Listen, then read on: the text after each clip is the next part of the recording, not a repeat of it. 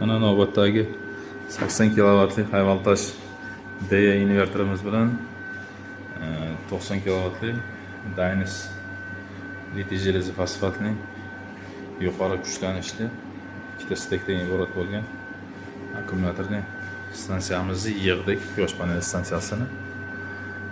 Bunda biz ikkita BMSdan foydalanganmiz, ikkita akkumulyator.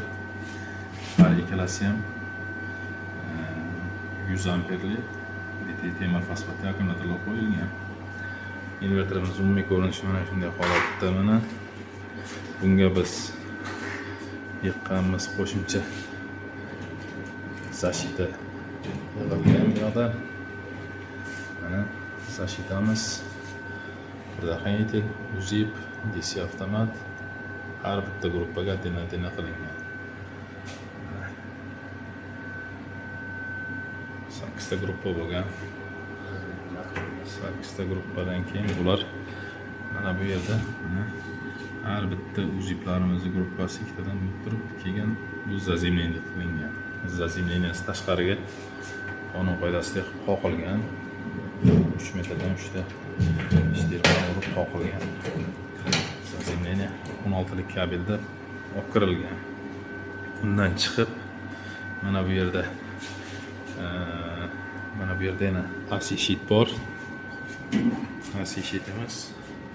Mana gridda nollar отдельно, loatga отдельно nollari bor. Bular отдельно bir-biridan ulangan. Bundan chiqqandan keyin mana bu yerda inverterga ulangan. Inverterimiz ham mana zazimlik qilingan 16 lik kabel bilan. Bundan o'tib akkumulyatorlarimizga ulangan zazimlik qilingan mana steklarimiz. Zazimliyasi bu yog'ida ham xuddi shunday bu stek ham ulangan zazimlik qilingan. Xullas umumiy ko'rinishi stansiyani mana shu holatda. Hozirda bizda uyda nagruzkasi 34 kilovat berib turibdi. Havo bulut bo'lganligi uchun ham ertalab endi 8 bo'ldi. 14,1 kilovat quyoshdan olyapti. 26 davlatdan olyapti. Akkumulyatorlarimiz 100% to'lgan. Shu holatda turibdi. Endi bu inverterda monitoring sistemasini ham qilib berdik.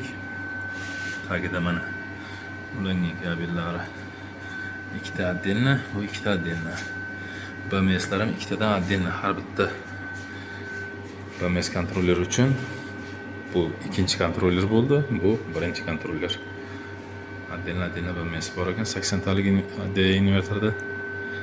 Nimaiki ulanish kerak bo'lsa, qonun qoidasiga qilib ulaganmiz. Ferritlarni ham qo'yib, через transformator tokalarni ham qo'yib, hammasini joy-joyida qilib ulab yig'dik. Inverter normal ishlab turibdi hozirgi holatda. Buni общий nagruzkada berdik. Uyda nasos-pasoslari yo'q. Kotellarni ulaganimizda 63 kilovatga chiqdi nagruzka. Uni ham ko'tardi. O'chirib akkumulyatorda o'zida ham ishlatib ko'rdik. Umumiy olganda stansiya polnoценный ishga tushdi. Muammosi yo'q. Hozir hamma narsa zashitalari yo'q. Zazimleniyalar как положено qilinib ishlatib berganmiz.